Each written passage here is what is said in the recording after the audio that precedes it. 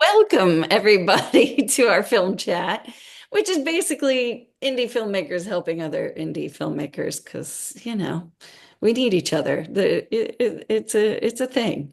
And so, It's yeah, the thing. it is. So we wanted to start doing this to offer whatever wisdom we can offer. Jason and Diego and I all have various expertise across a wide spectrum. So I thought we learned a lot from our last chat that we did. We just kind of opened it to questions immediately. So this time we decided I'm going to throw some topics at them real quick, at Jason and Diego, to get them going and have a bit of a discussion, and then we'll open it up to everybody for whatever questions that you have. But first, probably we should introduce ourselves. To some of you are back, but some of you don't know. I am Holly Payberg-Torroija, and yeah, I've been coaching a long time, so I I started to lead these sorts of things. But my background is as an indie writer producer out in Hollywood and a development exec doing really, really micro budget stuff, sometimes no budget at all. So I really understand filmmaking from that point of view, just wanting to get something out and how to make sure to do it.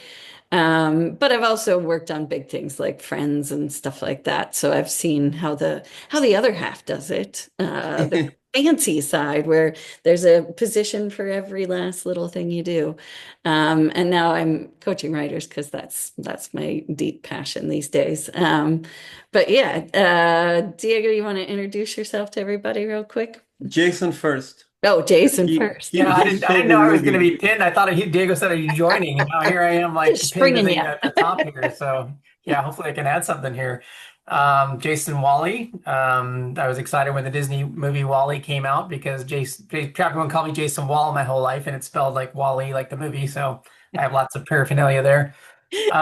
I have been doing this media of some sort for 30 years. I did 10 years in TV news production. Was on air briefly to, more of the behind the scenes as a producer, executive producer, in various places in the country. And then really got tired of the way they did local news and just kept on with the media production on my own. I've been doing it for quite a while. So a lot of corporate communications, nonprofit, documentaries, shorts, features. You know, nothing as big as Friends. I can't say that, but I'm a scrapper, and I will lend support and info however I can. Yeah, well, yeah, Jason is the guy you want. That man can be 12 people on the set, although we don't always advise it. And to be clear, I was just a tiny little person on Friends. But Diego, yeah, I'm next. yeah. Hi everybody. My name is Diego. I'm originally from Argentina, so if you notice an accent, I'm just really faking it just to be extremely, good looking, right? Like you really don't have to have that accent like that. Rico suave, Edu, you know that too, right? From Italy. But anyways, I'm a DP by nature. Since I remember I had a camera in my hands, and I graduated from film school and I went to work to Los Angeles in the video game industry. So I got exposed to a lot of visual effects, which means special effects, like, as people know it, but in the computer. So it's all digital.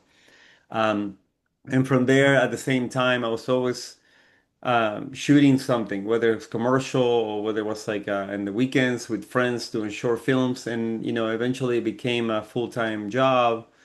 And I got to know a lot of really amazing people in Hollywood, and really my career really took off from there. Like really meeting people like you guys, like meeting just a group of friends that kind of supported each other. And then so during COVID, Holly and I decided that I do a really short version. Holly Holly and I decided to move to Charlotte, North Carolina, and that's where I met Jason. And so we do a lot of corporate videos together, and We always, every time we get to hang out, we play with some cameras and And you guys some. help a lot of indie filmmakers around here. Oh my God, You've yeah. done an Oh absolute my beautiful God. job of doing that. Jason does all the work. I just show up Yeah. for the food and But so something came out of the film chat last time. Diego and I found ourselves talking about it a lot, and so I thought I'd just pose this out, Jason. I know I'm just throwing it at you. Um, we were just talking about the idea that one of the things we see with indie filmmakers is just that it's it's okay, um, to take your time. In fact, you really should take your time and to start really sort of slow. Like don't try to be too ambitious on your first films out. Let them be character driven and not too many, locations and company moves right off the bat. Don't be, even though Diego can do massive visual effects, don't put that in your initial film. And as Diana over there will say, don't try to fix it in post. Don't, like really go ahead and take your time. And part of it is people are always talking about filmmaking teams, and we feel like it just doesn't get, um, well, when we were younger, we wish we would have paid attention to that more. It really is, as much as you want to get a film out there, one of the biggest things in actually making films early on is actually learning about working as a team, because you're not going to be able to execute those big visions that you have, those amazing visions, until you start sort of practicing and working with the team and knowing who your team is. And so even though, and that's what we were going to talk about, even though you might have no budget at all, I have done several things with literally no budget, just fed people really, really well. But even then, I didn't chintz on these 8 key positions. Like there's certain positions that you just cannot, live without. yeah, you can't be without, because here's the thing. If you're going to invite people to help you execute this dream, they've all got their reasons, especially if it's free. You're asking them to give up their time. And like if you're asking actors to give up their time and you're asking, a DP or the lovely Jason as the producer, if you're a writer, if you're asking for people to give up their time, not everybody wants money out of it early on. Everybody gets that they kind of work, but they do need it to be a good product in the end. Otherwise, nothing happened. Like all of you worked really hard and nobody has any, like the actor can't use it for their reel because the sound is terrible or the lighting looks and the director can't use it as an example of that. Like nobody can use it as an example of their work if you don't. So you don't have to have a lot of money, I guess is what I'm saying, but you do have to have a care about, The like, craft and the planning. yeah, and and we were saying if you don't have money, then planning becomes really, really, really, really key. Like treat it like a wedding that you're planning for a year for, like, Yeah, and planning is not like a lot of people don't really want to over plan things because they don't want to be constricted creatively. mm, And I understand that because I've been in shoots where you have no planning and you just shoot from the hip and try to get something. And then there are other shoots where you plan if it's the weather. Okay, so if the weather comes in, do we have a tent? No. Okay, well then where are we gonna run when the when the lightning strikes? So like that, right? So you get smarter as you get more experience. That's all it is. Just well, planning for that because reason. it's not if, it's when stuff's going to come up that you didn't expect. So if you've already planned enough for all the things you can expect, then you'll probably be able to handle the things you can't. Like Jason, as a producer who often has to corral a bunch of indie filmmakers, what's a thing you wish filmmakers would know, like, in that regard? Oh, don't forget you're on mute. Thank you. I Yeah, will make fun of you for being a sound guy without sound. that's because I know how to be quiet. I know how to be in the background. I, I think you said it well early on, and when you have very little money to start off, to just be smart about corralling your expectations, and that comes down to even just locations. You know, if you're trying to, um, don't do a 100-page feature your first time out. You're just with 12 locations and 40 actors and background actors and whatnot. It's just a recipe for a disaster. You know, start off small, like you said, get your feet wet with those. Try to do it all in a house or two houses or something like that, where it's literally where you have full control over it. And you're not going to get kicked out, and there's no time constraints.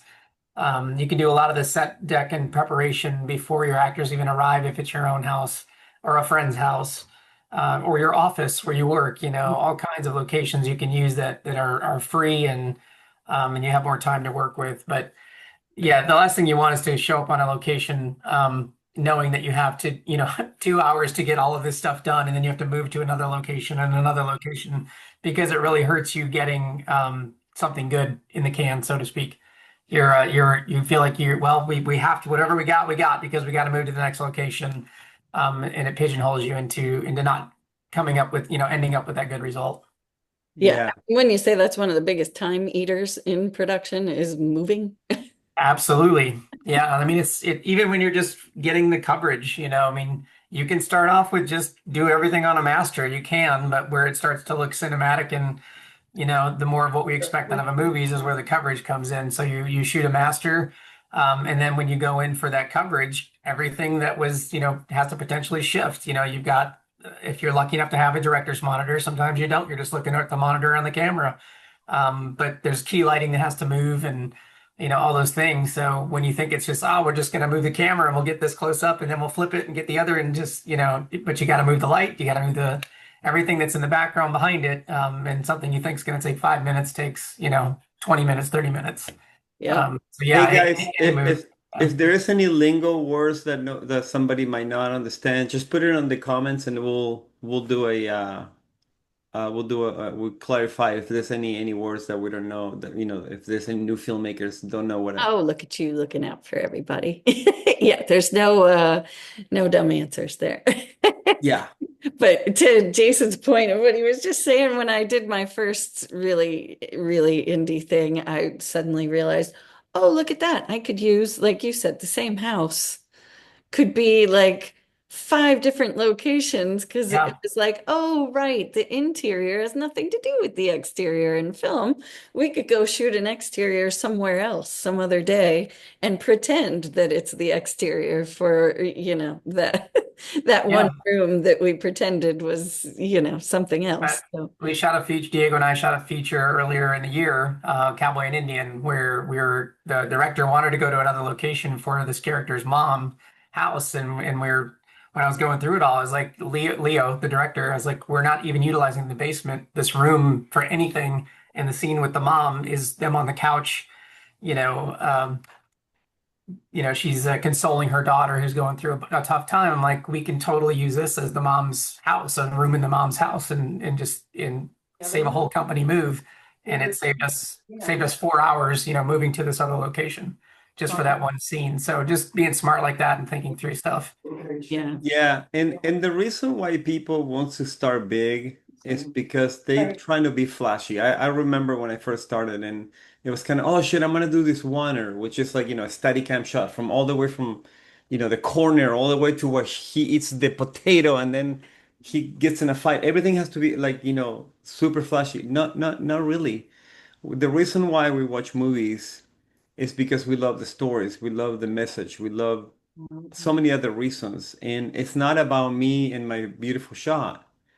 And that's one of the mistakes that new filmmakers do and make, is that they think that they're gonna try to be flashy, they're gonna get more exposure. It's the opposite.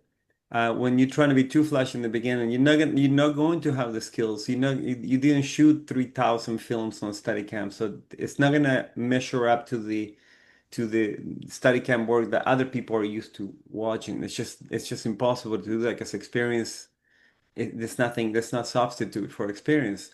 So just to Holly's point and Jason's point, keep it simple and you would like earn you will learn how to master the craft of filmmaking at the basic levels, and then you'll tell your story, and it'll be so much more, you'll go so much farther with it. Yeah, because filmmaking's hard for all of us. Yeah. I don't care what level you're at, and I don't care like the second you get to a certain point, like it's never enough. Never, Like you now you never have a stop bigger learning. budget, and but there's other things you haven't learned. I mean, it's endless. Yeah. There's no shame in like, starting small and treating yourself like I wish, I know, like Diego's saying, he's a cinematographer, so, and a director. So yeah, sometimes it's over ambitiousness because he wants it super visually stunning.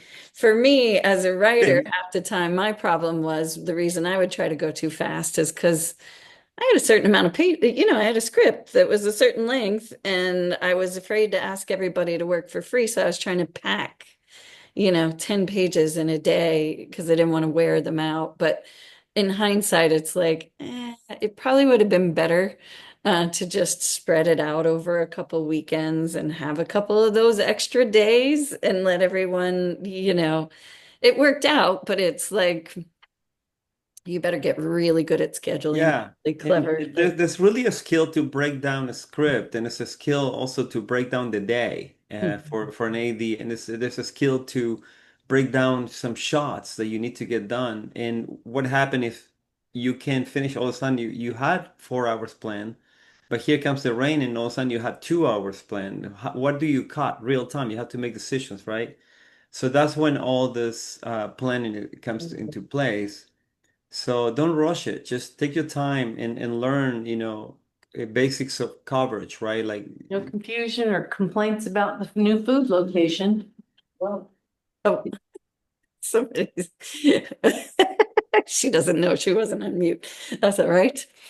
Um, so yeah, I mean, I don't know if we're going on our own right here well, on no, a I'm about to give tangent. you, I want to give you guys, and I'm putting it in the chat. I made a list of all the positions, that mainly the top ones of each, like producer, and then I put underneath it what the department has, and then director and all the department has, and DP and all the department has. And so I just wanted you guys to kind of look through that, Jason and Diego, and which in your opinion are the ones that absolutely cannot be without, even if you have to get somebody. Crafty, you can. You Well, gotta have some snacks, you man. You better. gotta have some. Well, I mean, you got to have a DP. Obviously, you got to have someone run that, set the frame, make it look pretty, and a lot of times, even on the smaller sets when you're first starting out, your DP is your gaffer, and and it's all everyone's wearing multiple hats. But I think you have to have a DP. You have to have a sound recordist. Don't feel like sound is a secondary thing. Like, oh, we'll just give it to this guy's son or daughter or whatever, and they can hold the boom pole. I've seen that happen where they turn the boom upside down. I'm like, no, no, no, that's the front of the mic. Point that end towards the actors. You just don't take anything for granted when with sound. It's just as important. Like Diego said, like you can see a beautifully shot scene, and if you can't hear them, or you can, and I've even seen it in big budget things where I can tell immediately, like they didn't get her lav placed right and they didn't do ADR, so they're grabbing it off of another character's mic. You can just hear the difference in sound. That's really nitpicky, but when you're doing an indie thing, try to get good sound because it is half of what we're experiencing. So DP, sound, gosh, let's see here. The You gotta have actors. I didn't say actors on there. Actor. But, Oh yeah. DP actors, but yeah, the crew members. But outside of those two things, because the DP and the gaffer, I've done it where I've seen it where they're all the DP and the sound guy are also doing the lights and helping each other with lights. You can do it with 2 or 3 people. It can be done. The other things are really nice to have. And Diego's probably going to say a first AC if you because Diego doesn't like to pull his own focus. He's a diva. So But a set decorator, anyone with props, set decorating, that can go a long way for making just the set look beautiful when you're doing 10,000 things. Having someone there that has a few plant options or color options or you know uh, different textures that can put up, whether it's drapes or blankets or different pillows. Those things there, you don't really notice them until they're bad or ugly or done wrong, and they can add to the overall picture. Diego, what do you say, buddy? Well, you just make me think a shiny object here. When I'm gonna make, baby, I want to make a list of things that we could teach people how to do with very low budget. So let's say, yeah, you don't have a gaffer. Okay, what's your plan B?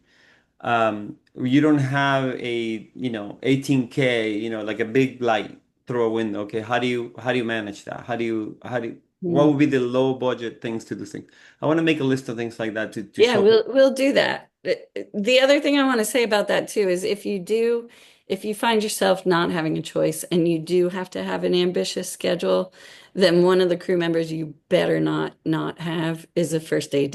Yeah, but hold on, because like to answer Jason's question, I always start with the when I think about who do you really need, I always start with like, okay, what is the shot? What does the day look like? What is the script, right? And obviously, I mean, we assuming that we read the script and the script has actors on it, but it could be an underwater shoot, it could be, a corporate video that we shouldn't B-roll. There's a list of things that you're gonna need in every situation. Is going to inform, what are you gonna need as a priority. And I think our goal is to, if we can bring a $800 a day gaffer, well, can we call him and consult with him? Like, what are we gonna need for this particular project? If we can afford you, then what would you suggest that we do? And really rely on our experts, because these are people that spend 20, 25 year or 30 mastering their craft. And when you live in Hollywood, when you live for so long, and you're just used to working in each department is very specific and very they focus on one or two things the whole career. And that is by design, because you can pick up a gaffer or an AC or an AD or anybody from the crew anywhere in the world. Like, it could be in Europe, you could be South America, and everybody knows what they're doing, and everybody knows what position there's supposed to be limits on what, if you're gonna pick up a sandbag or not. Everybody's got their rules, right, in each department, and they master their craft. So I think that for a crew, that for a short film that you're gonna have a couple actors, when one or two locations, you're gonna be a day interior, right? So it's gonna be inside a house. That's the run of the mill. Like, I would say, 60% of short films are shot in those conditions. Mhm. I like to have the basic, the director and the DP to work very close together and to delegate most of the other stuff. Like, if you're producing and directing, you should not be worrying about parking. Can you do parking better than anybody else? Probably. But if you're worrying about parking, you're not being the best director. I promise you that you can be. So your job as a director is not only create that space, but also create the chain of command so that you can focus on what you're there to do. Because you spend all this money, you spend all this time, and the day comes and you're gonna go home and you're not gonna feel that you did a good job because you were pulled in all these different directions. And that is a very, very common thing. I think it's the most common thing. So that's why I put emphasis on learning all these positions, because even if you don't have a gaffer or that you can afford, or a first AC that can pull focus that you can afford, at least try to find somebody that's going to get you closer as possible to that position. Like production designer, we were talking about production design. Like, if you go and walk into a house, you don't want it to look like a house, shot with a video camera. You want it to look like a film, because that's what really that's what people that are going to invest in your films and producers that are going to notice you are going to try to look for something that is equal or better that you see on TV. That's where you got to measure up. Don't compare yourself to the production value that you see on your wedding photography or in your, in your home videos. No, compare yourself to the photos and the videos and the films that the best filmmakers in the world are making. If you can get to that level, I will slow down and try to learn some things so that you can get as close to that as possible, so that you can be as good as possible, as more opportunities for you. And we can show you how to do that. It's You just a matter of planning. you brought up an important tip though, because you were talking about even if you can't afford them, like call people that are like experienced gaffers and get some mentoring from them.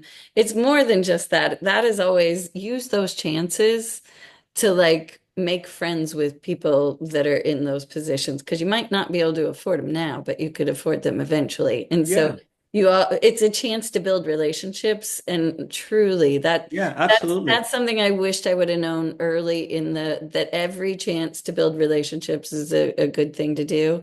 And furthermore, with that, a gaffer or a production designer or all these people, a lot of them have PAs they've worked with or proteges underneath them that they could recommend who are excited to do your film for a credit to get to jump, and that's what I've often done. When I was doing indie films, it's like, oh, there's this really great camera operator who's been dying to get a cinematography credit. They Right, want to make that leap into the DP role.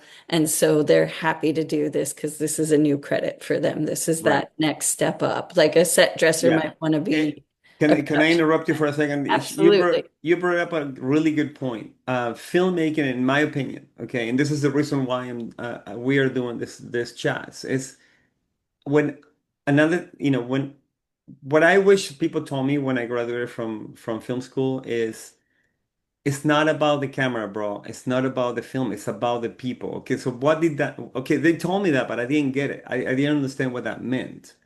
And the truth is, nobody will tell you that. You will have to figure it out on your own. So, if I can tell you right now what that is, um, in my opinion, is in the vein of what Holly's saying. If you know your crew, like find out what are the hopes and dreams of those people, because you will learn how to motivate them, not to manipulate, but motivate them and keep them motivated to do better, right? Like I love filmmaking. I sleep with my camera. I spoon with my camera. When I get up in the morning, I think about shit. What can I go? Should I go fly my drone? Should I take my van to the mountains to do some still photography? I call Jason and ask him, "Hey, dude, did you check out this new gear coming up? Can Whatever." I spoon with your cameras? So.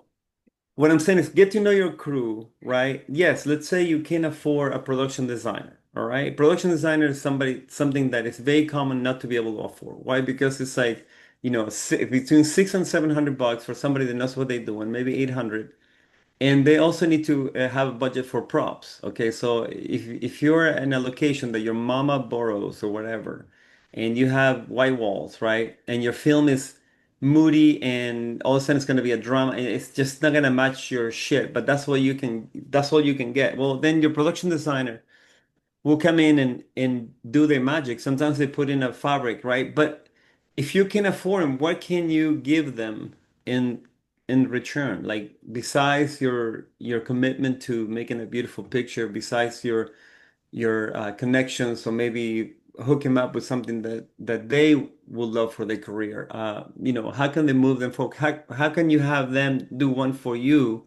And then you do one for them, right? Like, how can you figure out ways to collaborate? Because if you learn how to work with those moving pieces, then then when you can move to Hollywood and you already know how to delegate those things, and then those positions will become more and more experts, but they will be the same language, right? You will develop the same familiarity to know. I wouldn't go to a location, for instance, if you go to a location for a really expensive commercial, I wouldn't go to a location without a production designer, without present there. Um, So those things you start to learn how to work with those with people like that, right? And that goes for every important position on the film set, you know. And some of those positions, like production designer, I hate to say it, but yes, obviously it'd be great to have a true film production designer. But honestly, if you have a friend that's a brilliant interior designer, or Right. they're just Yeah. always like, you love their house, they're just brilliant at that sort And of, they love it. They love coming into they sets can and do play, it. you know? Yeah. I said the first AD because, especially if you get ambitious and you do have a schedule you really have to keep, you better have somebody that your first AD is that one that is Yeah. the only person. It's a thankless job where they're just like, Jason is a really, really good first so good. AD. And tell us more about that position, Jason. Hmm.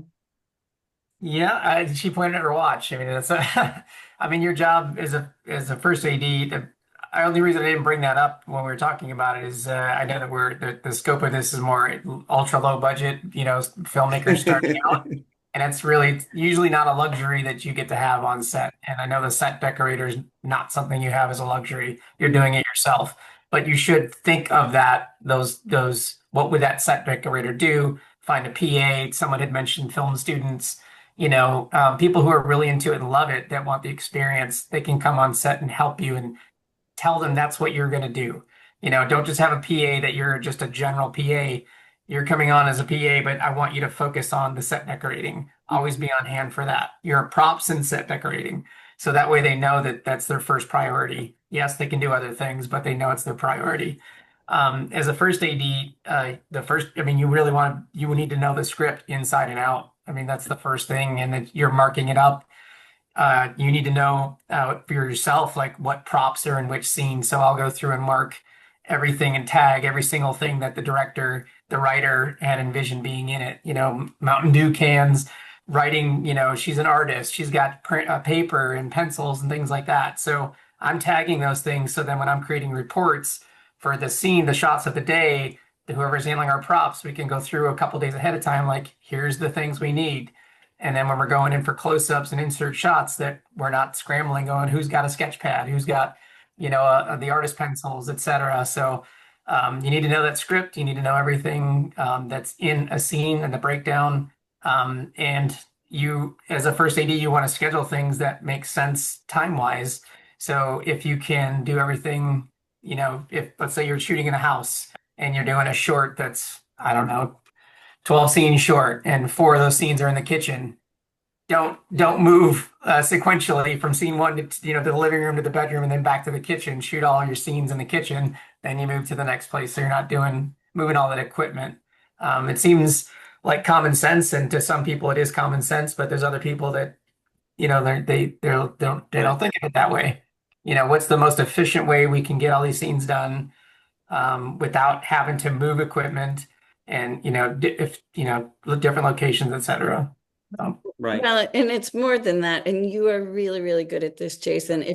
If you guys don't have you can't afford an AD or anything like that, really what you're looking for is a person that is both really, really organized, like Jason said, because it can be taught. It is like you can analyze it and start to figure it out with a little bit of knowledge. But the other thing they need is brilliant diplomacy skills.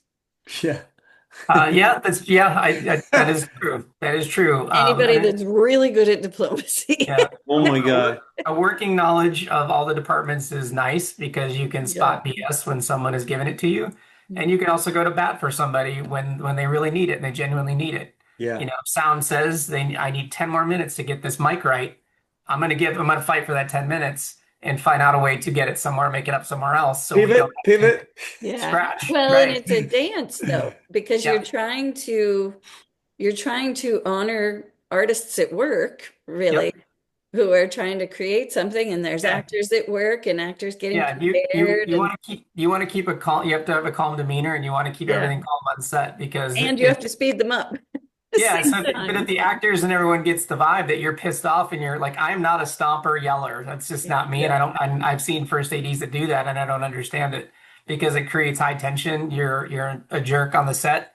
And then the actors, they're stressed out because they see everything that's going on. They're not immune to it. So you really got to keep a calm head about it and try to diffuse anything before it goes off.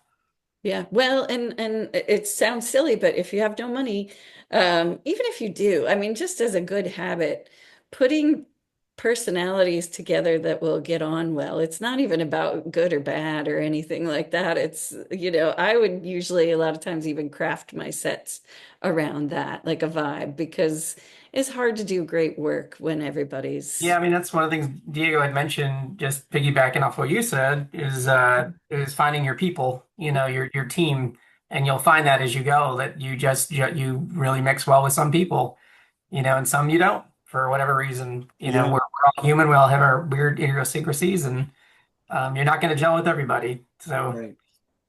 but it is great when you all are on the same wavelength and you're friends and Yeah, creating something magical. There's nothing like it.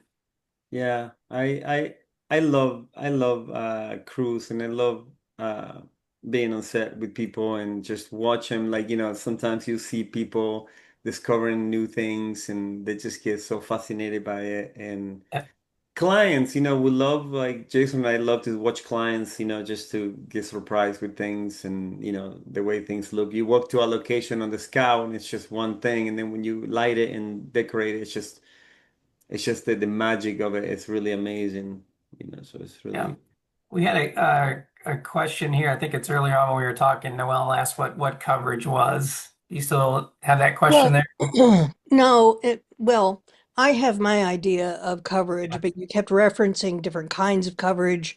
So if you could dive into more of that, because that's something I really missed as a first time Yeah, film. I mean, Well, I'm not a first time filmmaker, but right. first I know time you've is done quite a bit. being the Yeah. head bitch in charge. So Yeah. Yeah. I mean, and Diego can jump in here too, but I know that the way Diego and I like to work, and most people like to work, is you get your master in the can first. You do the entire scene through on your master, your wide shot. So that way you have that. Then when you go in for your coverage, which is, if you got two actors in a scene and they're, having an intimate conversation, that's where you're over the shoulder of one. You can either have it what they call clean, where you don't see the shoulder or a cheek of the other actor. Some directors absolutely hate when it's when you see that we call it dirty. Are we going to get them a little dirty? They're fuzzy, but you see a reference to that shoulder or something, and that's more times than not, you see it. You see what we call dirty in a coverage shot like that. But there's some directors. We worked with one like that Cowboy and Indian movie. He shocked us both, and he's like, "I don't want to see anybody in the frame. I want every coverage shot clean." So we honored his wishes for the yeah, most. So you'll get that. But the coverage is just all right. Let's go to actor A. Let's get all their lines. With the other actor in there, so they can play off of them and read their lines to them, so it's genuine reaction. And then sometimes it's also really great when you're doing the coverage and your camera's on actor B, but the actor A is saying lines that are impactful, and the actor is their expressions, their emotions are conveyed there, and it's great to cut to that as an editor to show that emotion and that buildup. You don't always have to stay on the person who's talking. It's great sometimes to hear the other person talking and see the person reacting to what they're saying.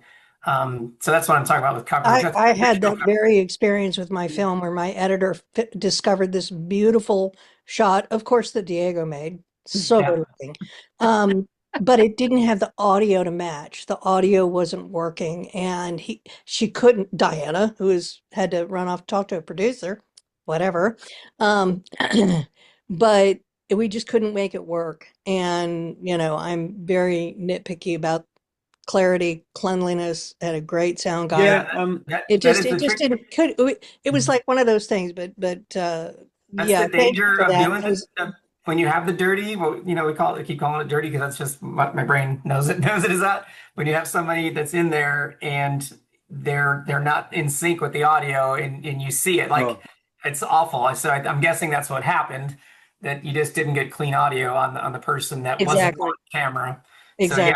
that makes your yeah. heart sink when Yeah, coverage is one of those things that it almost goes with this whole conversation, really.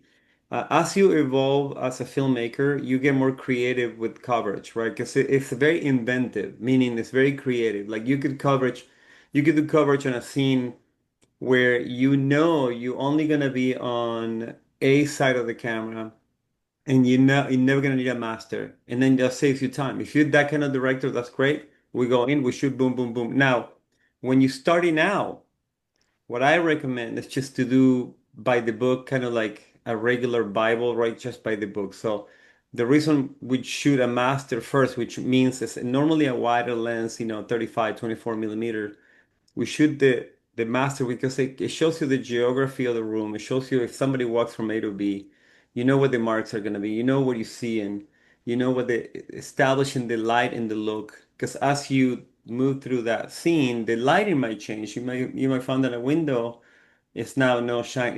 The sun is not on the window anymore. So that gives you the geography of how the scene, and you can always play it back. And if you started out, you remember how things look, and if she had the glass empty or full, you Yep. can always go back to the master and look at those things. And then when you're doing your coverage, you have the whole scene shot from that angle. And that is counterintuitive for people because they think, shit, we're not gonna need the part when she walks here, we don't even see her. But the other actors in the room will have an eye line that are looking at those other actors moving. So you're very respectful of the direction of the screen and also the eye line of the actors.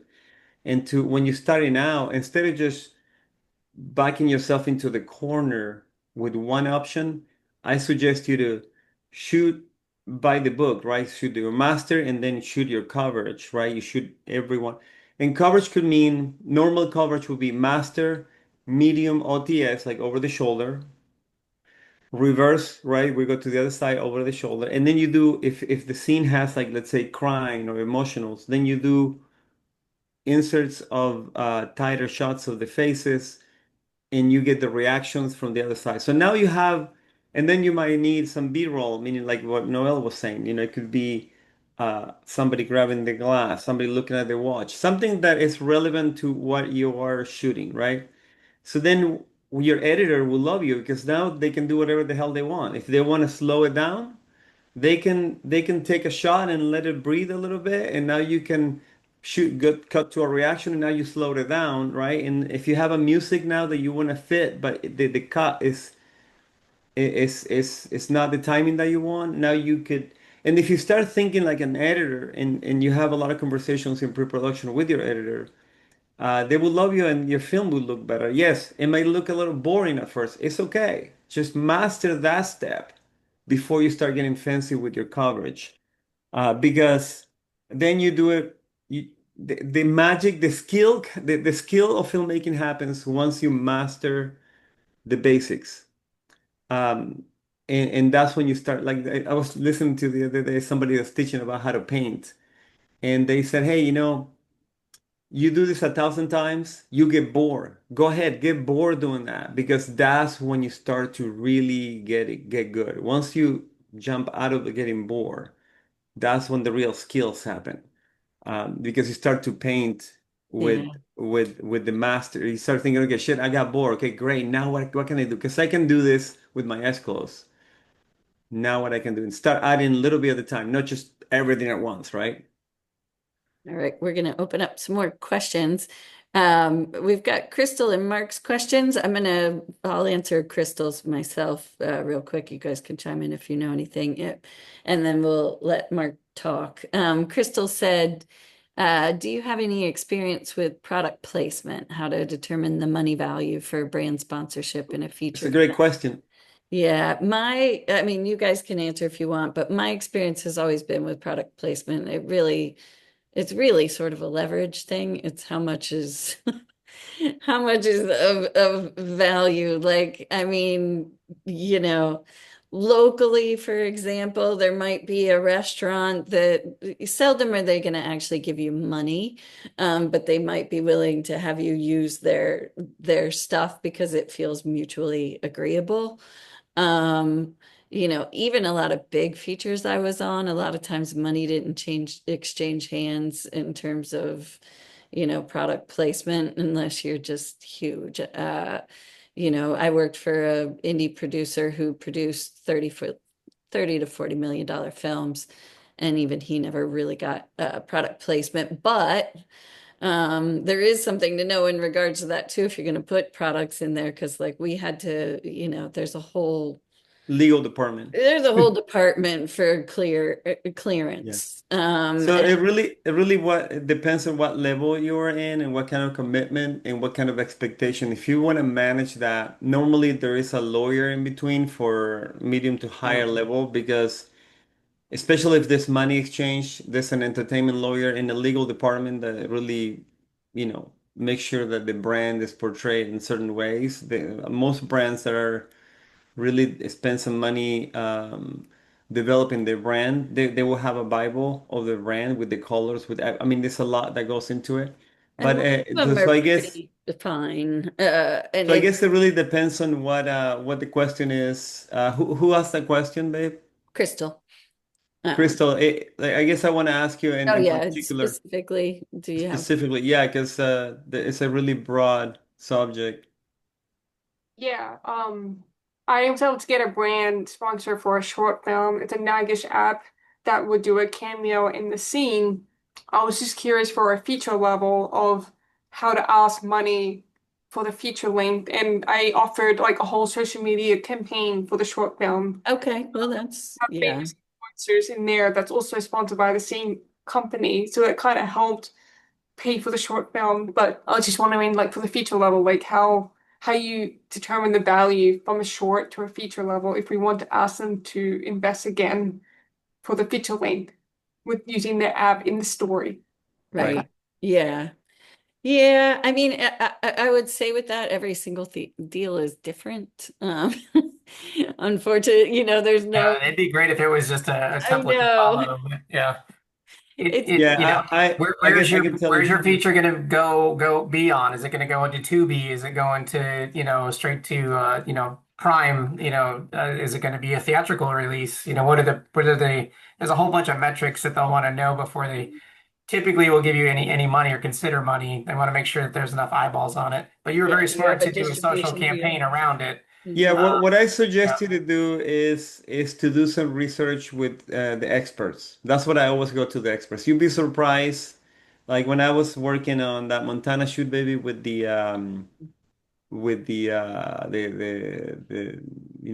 Indian movie that we were doing. You mean the Uh, Minnesota Twins? so Was, what? was it a No, Minnesota no, Twins? no. No, He's it's a about Montana Diamondback. Oh, project never that we were mind. Sorry. working, and it was like a cowboy and Indian. It was like a crazy movie, It was and an we had 1800 cranes. We movie. had cranes, and we had to have like four different cameramen jump, from the roofs. There was a lot of visual effects and special effects. And what I did is I just started calling, people that were like in their A game, like I call the cameraman from Aquaman. I remember the guy picks up the phone. You can talk to anybody really when it comes to the crew and when it comes to um, people that are in the industry are there for a reason. They're there for projects, and you'll be surprised who you can reach. I would And I you would start think there. I would think some influencers might know somewhat the answer to that question, just because they sort of they're in that sort of, like Jason was saying, eyeballs Expertise. to monetary like equation. Yeah, that That's a one. good point. Yeah, a lot of influencers have to Uh, deal with that kind of. but Uh, yeah, that's what they're gonna want to have a feel for how many eyeballs this thing's really gonna, like yeah, Jason said, that's where they get into that. And of course, nobody can prove beforehand that, but there is, some reasonability. You can look at comparisons. That's what people start doing, looking at comparisons of other things that were like your project yeah. and what they did and all that kind of stuff and how popular It's the they, bankability of your project. Like if you yeah. have a celebrity, it's going to be different even if it's the exposure that they get and it's what they want. Um, so yeah. So let's Mark, where are you? There you are. You said you had a couple questions about Yeah, yeah. hello again, Holly. I just want to say I'm sorry if I'm a little nervous, but I do have a couple of questions, and This mostly deals with the challenges because I just shot my first feature in my master's back in 2021. Congrats. And thank you. And it's still in post production because we had a very rough start in the post production as well as a very rough production. But my first question is as an indie filmmaker, where were the most difficult challenges that you had to face, and how did you overcome them or it? Oh, geez. Yeah, I've seen some doozies. It's okay. It's okay. Yeah, Lanita, who's on here, I see you up there, girl. And congrats on releasing publicly your short. I know you were worried about doing that, and you did it after our last call, our last meeting. So good on you. She happened to have a very small part in a feature that I did a couple of years ago. Lanita, I remember you coming to the school, being playing a teacher there. So I started off with a guy who I met. We were unloading for a shoot, and this guy walks up on the street, which happens all the time. I'm sure you guys too. If they see a camera, they think it's cool, and they're like, "Hey, man, what are you doing?" And they start chatting you up, and I'm gonna do a movie. I'm gonna do a movie. Yeah, okay, okay, yeah. So 2 years later, this guy comes back up. He finds me 2 years later, and he says, "I saved up all this money." Oh And my he God. legit saved up all the money that I said, "You're going to have at least X for us to talk about doing a movie." And he did it. And I was floored. But he never, he wanted to be the star in the movie. He wrote the movie. He wanted to use his family members in the movie and all these different things. And first day, half of his family members and friends who said they were going to do it didn't show up. And that, so we're like, okay, so we had to scramble and shoot some other scenes where we knew that we had the actors there that we could shoot because of it. And I had to have a very hard talk with him afterwards and said, look, this money that you had set aside for X, you've got to let me pull in some actors, hit pause, pull in some people that will have some skin in the game. They're getting paid to be here. And he listened to me, and we ended up, coming back to the table to finish the movie. And we got it done. So that was a very hard thing to do. Yeah, like we had a kid in the scene who was playing his son when his son was 3 years old. It was based on a true life story. And he found this kid, it was a relative, and trying to work with a 3-year-old who's never been on camera before and was not having it and crying and didn't want to be there. To get him to say one line took us like 2 hours. You're going to hit some doozies. Those are definitely some challenges. And Yeah. then I would say, if you're having somebody do locations for you, I've had this happen and learned the hard way. Like when they say, yeah, yeah, we can be here, we can film here, ask for proof that you can actually be there. Because the worst thing that can happen is you get all this stuff out, you're ready to start filming, and someone walks up and says, "What the heck are you doing here?" "Oh, so and so said we could be here." "Well, so and so's not here, and I don't know anything about it." And that happens. So just Yeah. location wise, try to get proof or an email or something from somebody that says you can be there just to cover your butt. Yeah, I So, would. Mark, Oh, tell me a little bit about your film and tell me what you said that you were having some how was your experience? Well, actually, that a lot of my questions were actually about my experiences, but so I shot during COVID, hmm, and it was during 2021. Some of the problems that we had, like in the pre-production, was actors were dropping out, crew members dropping out. I had a producer who wanted to steal the project right underneath me, even though I copyrighted the film and the script because I was the writer. And then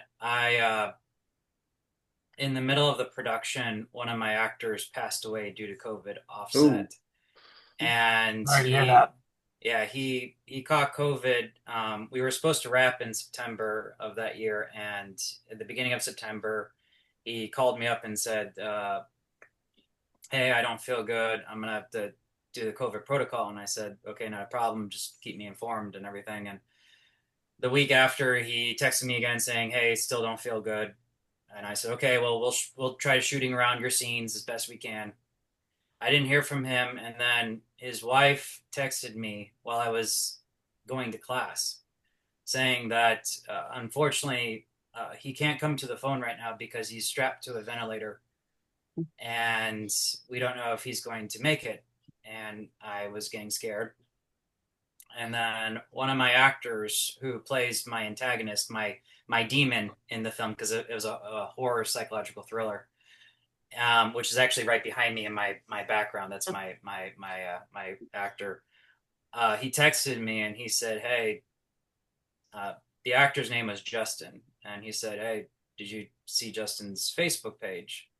And I said no, and of course I'm going to my editing class, for school, and he said Justin passed away, and he had about 13 scenes left, and I had in about a week, in about 2 days actually, I had to rewrite the entire script. I had to go over the footage that he had, and I had to make sure that his character was still present in the film because I made a promise to his wife and his family that I would actually honor his Wow. his memories. Wow. Plus, on top of that,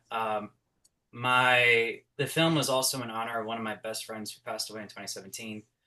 He was a world-renowned artist and comic book illustrator by the name of Tommy Castillo, and his wife told me about one of his dying wishes in 2017, which was he wanted to star in his own horror film as the lead antagonist or monster.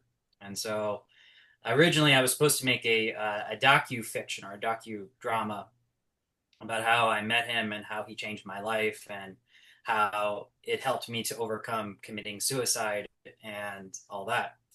Well, because of COVID, I had to change the script, and so then it became this horror psychological thriller where the antagonist is actually named after my friend Tommy Castillo, and we tried our best to get actors who would try to play, represent him really well. And actually, the actor who was behind me, he did it marvelously. He did his own spin and his own thing. And my mentor, his widow, Tommy's widow, Sammy, she was my first AD. She was my co-director. Like, she helped me through all these struggles and challenges. She even helped with the production designing, like, because she's an artist herself.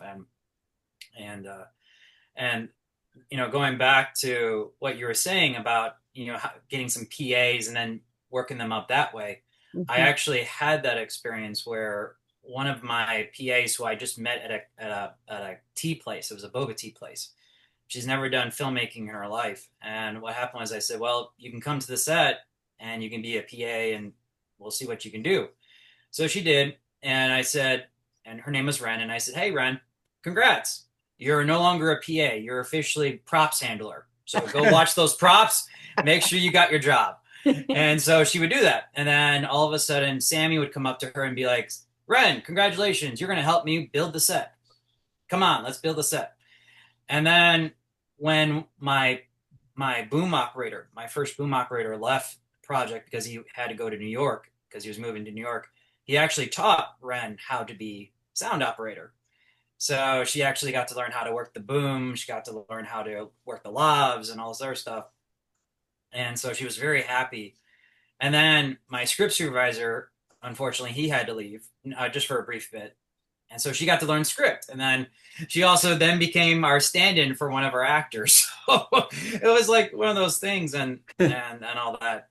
But yeah, that's how it was. And then my DP was also trying to run the project as well, and he was trying to like do things. And the problem is he did not read the script before coming to the set, even though I gave it to him to make sure he read it, but he never read the script. So he kept working things on the fly.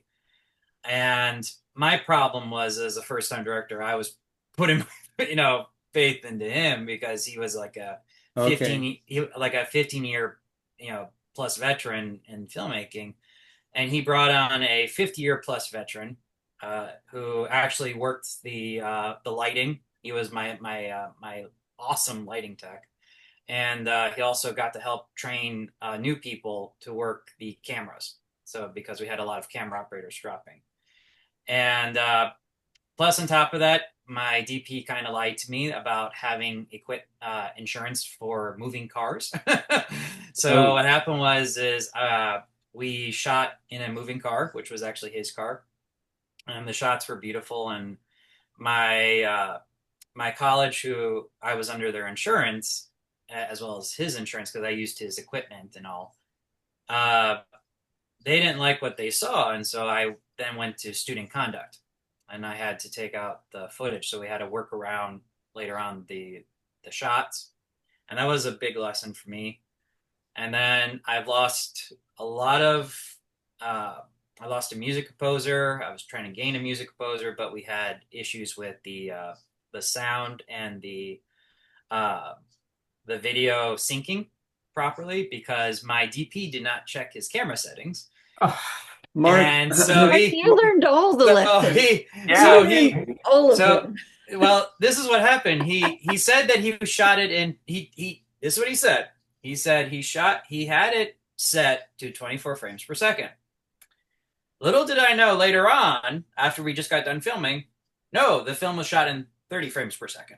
Jeez. And I told my camera operator, I was like, did you check the camera settings? And of course, every single camera operator is like, oh, we like the DP said it was already set because it was his camera.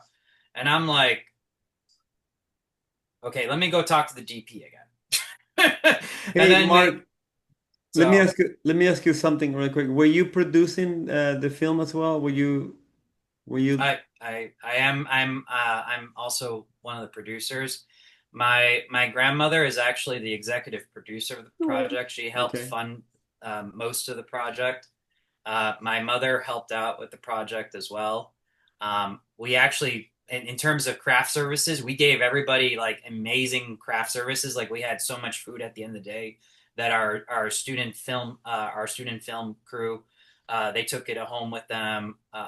Like we had exorbitant, like we had wow. like first Yeah. watch, we had like really good breakfast, and that's what everybody loved about it. It was like we could all learn and whatnot. And I've had people who had to leave because of extreme emergencies, like losing their home and being evicted from their apartment. And literally the guy, before he walked away, he turned around to me and he gave me a big hug and he was crying. He says, thank you for like giving me such an amazing time. Wow. And so I'm just like, what do I do? And later on, I actually talked to a lot of like professional filmmakers. Like I've talked to like Eli Roth at a convention, and I told him the exact same experience. Like I told him, I said, as a first time director, I had to deal with the death. How do you overcome, like, as a director, how do you overcome that? Because to me, I feel like I'm responsible, even though I've followed every single COVID protocol. Like, even when my grandparents came to the set, because we actually shot inside their home, which is my current residency, um, like they didn't catch COVID, and it was just like we followed the mask, we followed everything, and he was just like, well, let me give you advice. Everybody thinks a director just puts up their hands and they go like this. They match the shot and they say, oh, that's a perfect shot. He goes, that's just stereotypical bullshit. Excuse my French, but that Eli Roth said that. And he said, a director's job is to make sure that everybody falls in line. Make sure that the actors, they fall in line. They don't mess up. If they do, they're out. Making sure that the crew and whoever is in charge of the crew make sure that they're falling in line, make sure they're getting the protocols. And then he said, a director's job is to make sure that actors and crew members do not catch COVID on set. And he said, whatever you did, you worked around a huge challenge. And he said, they don't teach you that in film school. Right. You learned that yourself. And he said, I give you more respect because that's what a director does. And again, I've had so many directors like Children of the Corn director Eduardo Sanchez from Blair Witch Project. Like they all told me that, and again, I to me, I'm like, I wasn't that good of a director. Like like I was like still learning at the But time, and that's the thing I want to but say, Mark, is that, this was your first film, yeah, and it may not, I mean, after all that stuff that happened, it may not turn out exactly as you wanted it to or envisioned, but the amount of lessons that you have learned like towards filmmaking is, I mean, you just learned them all, right? Like right Yeah, piled yeah, on, yeah. and I will say there's a lot of things that you have to learn in filmmaking that you can only learn by experience. And so, in a weird way, like all that experience all at once, I mean, your next film, you're going to come at it with such a different, point of view. And I will just say with post, because I know you're in post now, Yeah, is like Noelle's here. I Editing, know. editors are not all created equal at all either, like at all.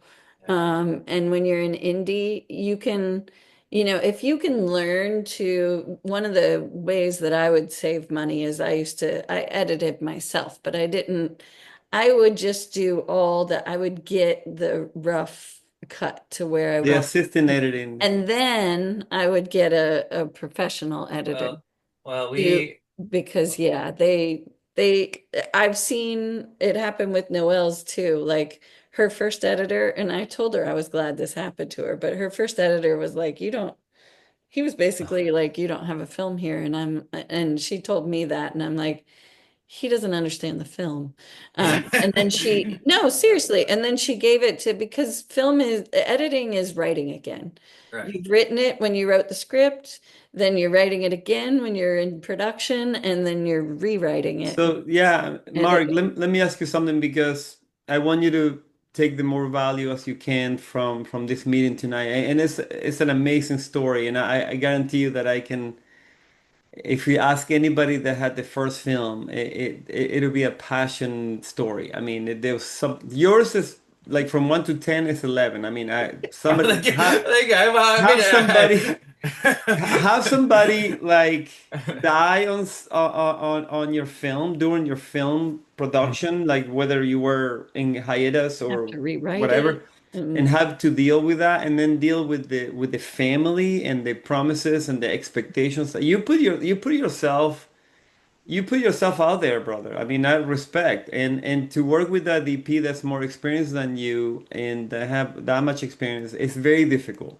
It And there should was be a class just to help directors how to deal with experienced DPs because right. they can walk all over you, oh yeah. and that is not a lot of good DPs actually they don't really understand that that is not either good for them or for you. Right. So And um, forums like this is how you get to know who you want to work with. I Yeah. yeah, network like a I network. I network, I network, I network. Yeah. I don't bring anybody into my passion that, I haven't worked with or don't know. And some people will fail you. My first editor failed me miserably. And I had the unenviable job of firing him and losing somebody who I thought was a friend. And well, we're all better off because I got to work with Diana. And now I have, and so having those amazing people. Yeah. And yes, I learned everything. Not, I learned about an 8 level. You definitely went to the above. 11. Yeah. So, So I guess my Very question quickly. is, do you have a question that you were left with maybe an answer or something that we can provide value for you from, as a Well, team? I think you kind of I know you I think you would definitely answered my third question, which was, have you ever had an actor or crew member die in the middle of a production? Mm.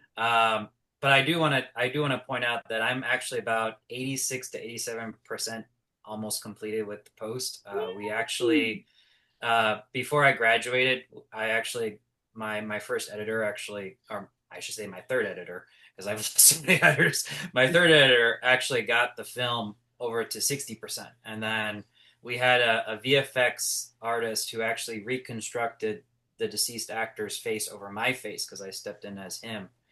And I've had VFX artists who like reconstructed various scenes because we had to like shoot with green screen and whatnot.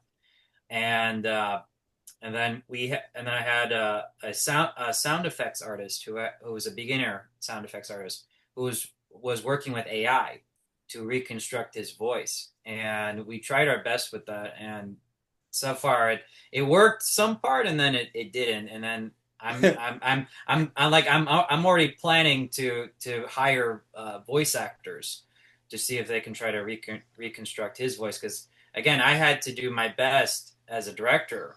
Like I had to, like, at some point in the time, I had to step away. I had to literally like be him. I had to get his clothes. You know, I had to, like, with my own money, I had to get the props, the clothes, everything.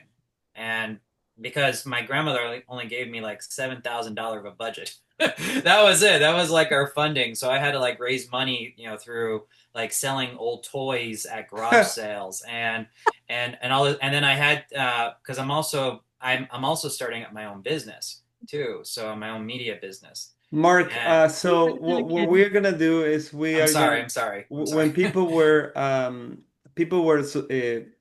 subscribing to the Eventbrite, we have everybody's emails and contact info.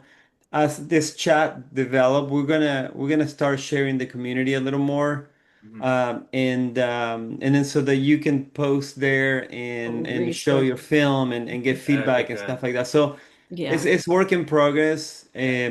You know, the main point is that we want you to guys to get the most value as possible, and I think that in the way of a community is one of the most valuable things we can offer, because sometimes somebody, you know, when you connect it and when you experience when you can share your experiences, it can be pearls for somebody that's starting out or Right. somebody that's Well, and learning. everybody realizes you just keep carrying on. Like Mark just, you just keep carrying on. Right. Um, I want to It's be mindful to make I'm sure sorry, I'm sorry, I'm sorry. we've got, no, you're fine. I'm just trying to make sure everyone Yeah, gets yeah. their time in. I see that Danica has a question, and it looks like maybe Andrew. I think we'll have time if we But move through those. thank you. So Danica, you want to come off mute and just ask your question? Gonna give it a shot. Thank you. I'm having some really choppy internet, so I keep Oh. losing you guys. So I dropped my video to try to keep my voice lines. So I'm currently looking at, I was approached to go on a producer mission to a few different film festivals. Originally I was just gonna go to one and wing it and see what happens, like I do with everything. But then I just got advised today that the first feature I was involved in has actually made TIFF this year, which is super duper exciting. So now I'm going to at least two film festivals, if not more. And so now I'm going, oh my goodness, what am I doing? Am I like, maybe I should get a little more input on, aside from having a log line, pitch deck, teaser, short, and kind of that overall vision on what the projects are that I have in the works. Mhm. If any of you guys have any recommendations on how to pitch for, whether that be funding or broadcasting. I do have broadcasting on some of them already, but some of them I don't. My biggest tip on that is because I did a lot of that pitching and stuff, is to know who you're wanting to pitch to. That is the biggest thing. Like, actually think about what your projects are, what genres they are, and try to figure out who of the people that would be there before you go would actually be interested in it. Because, not everybody is interested in the same things. And so you just increase your chances if you do the research ahead of time. And they see you as more serious if you do that. If you kind of know, hey, I have this project I think you guys are going to like because they see that you do blah, blah, blah, blah, blah, blah, blah.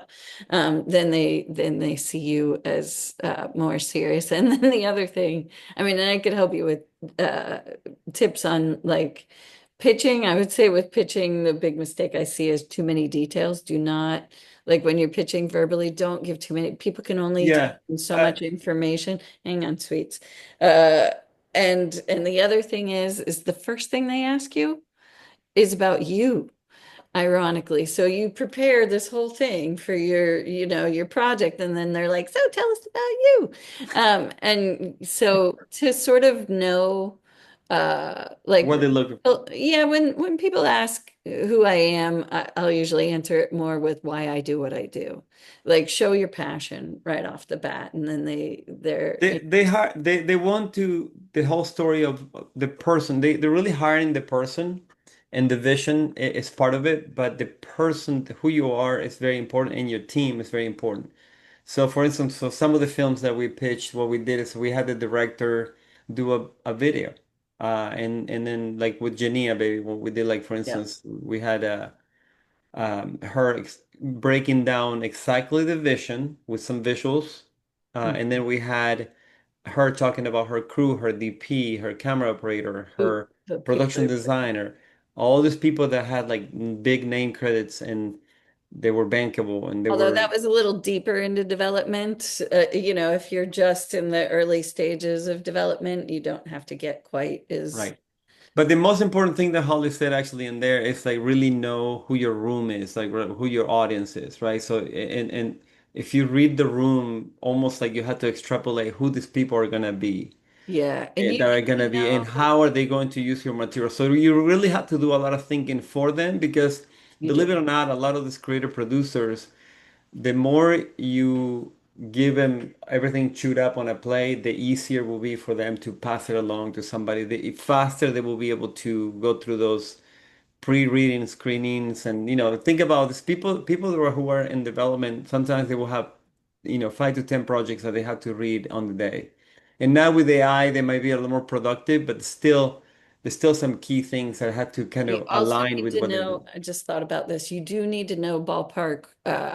You don't have to know specifics, but you need to know ballpark how expensive your project is. Like, is it a $3 to $5 million film or a $20 million film?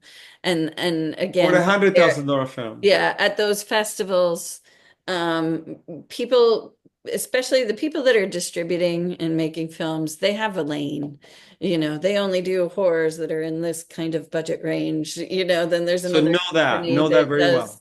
does, so you're not going to pitch your, $20 million rom-com to, Yeah, it's not uncommon to build 4 to 5 pitch, different craft the pitch based on who you're gonna be pitching to. yeah, Yeah, it's kind of that hard sometimes, but it's what it takes. yeah. Okay, nope, that sounds great. I appreciate that very much. Absolutely. And then wait, who else? We had Andrew. Yeah. Andrew, did you still have a question? Well, I put my question in the chat, and I'm real interested in any tips that anyone on the call might be able to give me that would help me to get my scripts read by filmmakers. For several years, I've got three, and they all are different genres, but they all feature strong leading women. In my movies, the women go through challenges set up by men in their lives, but they win in the end. They win big in the end. And so I've been to several film festivals, and I've had, after the panels, I've approached the producers that were on the panels and pitched my scripts. And one of them, I won't mention his name, a Hollywood producer, he said, "Yeah." Well, his wife actually walked up and said, "Isn't that something that Jennifer Lawrence was looking for?" And Marty said, "Well, yeah, send me your script and I'll read it after Cannes." Of course, I sent it to him and he never responded. So, and I've had that happen several times. So, and I do, I've worked with paid screenwriters to help polish my scripts, and I've had some really positive coverage, paid coverage. And I've worked over those things for, several more months trying to get them perfected. And I just can't get any traction in terms of getting someone to read those scripts who's a filmmaker, producer, etc. And I know you guys are just unbelievably busy with your own stuff, so I get that. Any tips? I mean, again, patience is one of them, unfortunately, and you do have to follow up because they will take months sometimes to register. So you have to circle, and so you can do it cleverly. Like you don't have to bother them. You're like, hey, just circle it back, real quick, not too heavy, like just checking Right, in. right. But otherwise, it's that same thing. I was just telling Denica is that you really do, especially with that, you just need to know who you're submitting to, and then you tell them why they would like it. One of the tips I always did when I was in development is I would look for movies that were similar to what the script was. Right. And then I'd go on IMDb and I would like I started making a whole spreadsheet of like I'd go on IMDb and see, okay, who was the producer on that? Okay, there's a lot of times several production companies, and you start digging through, and after a while you start to see a pattern. You start to see that certain companies always it's the usual suspects of certain genres and things. Definitely female driven, strong leads. There's going to Okay. be certain Okay. companies that's their wheelhouse, but then you kind of got to get to know them and their personality. Yeah, you have And to get pitch you don't even have to, it's better not to overly pitch your script even. That's Right. the trick I learned because the people in Hollywood don't, it's usually the newbies that are overly trying to like pay attention to my script. Really, what they do instead is they're like, hey, I noticed that you've got this, and this, and I think I've got a project that I think you might like because blah, blah, blah. Would you like me to send yeah. it over? Give So, them give them Does as much opportunity as possible for them to ask you what you're working on. And yeah. if you do that, then there's always the best setup. Unfortunately, it's kind of like a language of pitching, and Yeah. and, Some and people, it's like Yeah, yeah. Andrew, I was kind of reading your question again. Are you looking for advice on pitching or just feedback on the script? advice on how I get people to read the scripts Got it. so I can get more feedback from filmmakers. And also, I understand too, in the indie world, and you all know this better than me, financing is always an issue, Mhm, correct? mhm. And so I did have one producer who was interested, and he said, "Well, how are you going to finance it?" And I went, "Well, I don't know. I'm not wealthy. I don't." So, is that a deal killer? I mean, it's just really if you're not going to finance and you're not going to produce it yourself, then you're needing to find a production company Okay. that is yeah, interested. that's what he's talking about. Yeah. Okay. Yeah, if you're just looking for feedback, anybody on the call here that is interested in getting feedback from actors or how to progress in your script, I don't know if you have acting classes in your town where you are, but we have a really thriving one here called Pat Dork Studio, and they will oftentimes get scripts from people and do like table reads as part of Yeah. their teaching.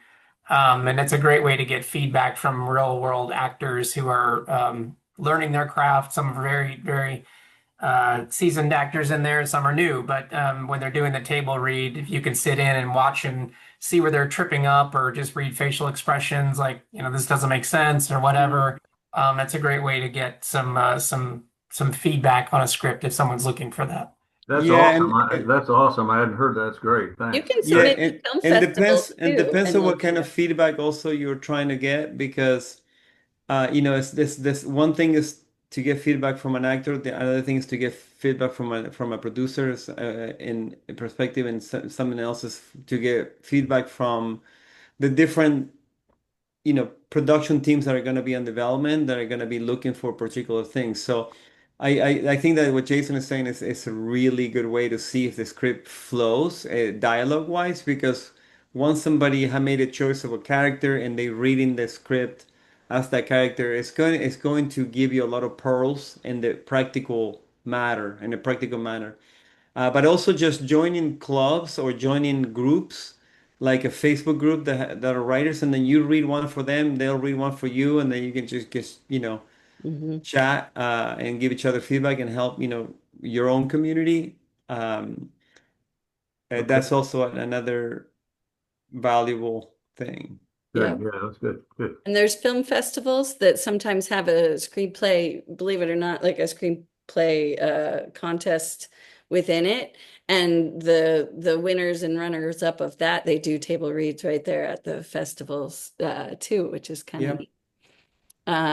And yeah, some people get some traction in getting people to production companies to be interested in their script because they've won some screenwriting contests or whatever, because then the more you can be like, oh, I just won the such and such, thought you might be, anything that develops a little bit Yeah. of buzz around it And is, then once you're really solid on the script, you can find a line producer. You'll probably have to pay him something, but they can go through the script and get you a real world budget Yeah. What Yeah. film is.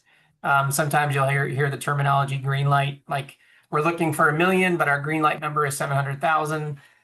Meaning if we raise the 700, then we know we can do it. 1 million would be better. If you have that extra 300,000, we could do this location or hire this actor or whatever. But 700, we know we can do it. So, but a line producer is going to help you break down that script and tell you like, okay, well, this is typically cost this. They just tally all that up in a giant spreadsheet so you know what you're looking at. Yeah. Well, so I am mindful of the time. It looks like we are just at our time now, but I'm gonna take us off of Spotlight so we can all see each other and If anyone has any last question. yeah, and then we can, and if anybody, if you guys are liking this, let us know so that we Diego wants to do more. Yeah, I love supporting the way the reason this chat started is because I used to do them anyways. People will call me they will rent a piece of gear from me or they will come and ask me questions or call me, hey D, I'm like hanging from a palm tree with my camera. What do I do? So, long story short, I decided, well, why don't we all get together and ask all the questions at once, and maybe we can all benefit from each other. I think that one of the most important things that we can do in film is build a community around it, and support each other because more than ever in my whole career, I think it's absolutely imperative that we work together. So learn from each other, figure out equipment together, do favors for each other, answer questions, use our expertise, build resources around each other, raise money for projects together. I might know somebody that is looking for a script in X, Y, and Z, and I don't have one, but Andrew might have one right now, and he's like, has somebody looking at it, and vice versa. So it's just so much better to do it together. It's just always been like that. Yeah. Great. All right, so yeah, so it looks like we'll send an email out to all you guys. Diego and I are about to be traveling a little bit, so there might be a gap in our our, but we're gonna set up another one, and we have all your emails. So if you guys, yeah, we'll look out for an email at some point, because yeah, he's got other plans, he and Jason, to do some more things that might even create a Yeah, we're gonna break down some of community. the So. most common questions and then just have, workshops around that and just trying to contribute as much as possible. Edu, did you have a questions? I know that I met you before doing some equipment and you told me about a film that you were working on and I just didn't get a chance to hear much from you. Is there any questions that you can pop last minute before I, we leave? I will leave you my question for the next time. I appreciate. I'm very, very, happy and joy, and thank you for all your knowledge and your, experience to share, to compassionately with us. I appreciate very much. Yeah. Well, yes, I can talk to you later. Okay, cool. And if you guys need to book something like a 15-minute call or whatever, just book on my calendar. I don't know if we have that on the calendar, maybe there on the Eventbrite, but you can go to my calendar and book some 15 minutes talk or whatever if you want. If you have a particular question or something that you're working on that is outside Which the website you want to scope. send him to? Diego Torroija? Yeah, my website is Putting it. usphotograph.com. And and if you need anything from Jason, you can reach him through me so I can because Jason is shooting every day and working his ass off. I don't want him. So at least I can give him the right contact. Jason's company is chainreactionstudios.com. Oh yeah, you can find his website that way. So if you need Jason, you need Jason. Everybody needs Jason. Let's do this. And thank you, Jason, for letting Yes, thank you, me man. throw you into the deep You're end. My awesome. pleasure. My pleasure. Yeah. Yeah, and thank all of you guys Yeah, for I wish this existed when I was starting out. So me too. Yes. That's what we're doing. That's one of the reasons I really want to tell people all this stuff that I wish people told us when we first started. And it's quite a bit actually. Some of the small details that don't look like much, I will make emphasis on them because it really made a if I wish I knew a lot of these things when I first Yeah, I started was out. always afraid to ask the dumb question when you're starting out. You Yeah. want to act like you know everything, and Yeah. there are no dumb questions. Trust me, we've all had the same thought. Yeah. So Exactly. I mean, and some of the stuff you do have to just learn the hard way just by like Yeah. doing it, but there is so much stuff you That's can a good be point. saved the pain of. But that big one again will just leave you with is relationships, which Yeah. this starts to build relationships like what you're doing right here. It's because nobody's gonna filmmaking is that's what we were laughing about with the coaching thing. It's like they always call filmmaking, it's a team sport, but where's the coach? There's no coach. Everyone's just Yeah. so yeah. So if we can help It's it, a team effort without a coach. yeah. Because the director needs a coach too. So I know technically that, yeah, the director absolutely needs also a coach. So yeah. Somebody who's not so attached to this baby that's being made that could just be on the outside going, actually, yeah. Anyway. All right. Well, all of you, yeah, I guess we'll let you know when we're gonna have another one and have a great night. thanks, everybody. Bye. Thank you Bye. guys. Thank you Thank you very Thank so much. you. Very good. Thank you so much. Okay. Absolutely.